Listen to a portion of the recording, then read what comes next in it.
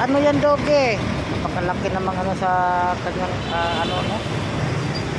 Kanyang dinadala. Hindi ko alam kung ano po nangyari yan sa kanya. Tirahan yan, tirahan. Bubuhay mo yung tirahan. Napakalaki pong bukol po sa kanyang ano no? Kanyang katawan. Hindi po siya buntis, malaki po yung bukol. Hindi ko po alam kung ano po yung tawag niyan.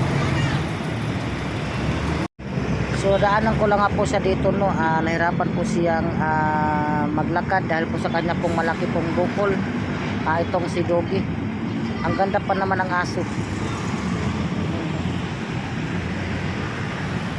Ang laki po ng kanyang bukol, hindi po siya buntis po no. Talagang malaki po ang kanya pong bukol na dadala po sa kanyang sarili.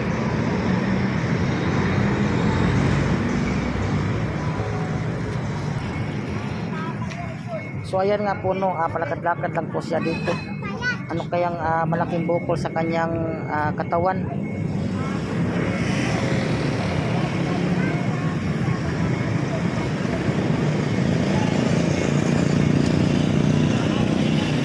Doggy!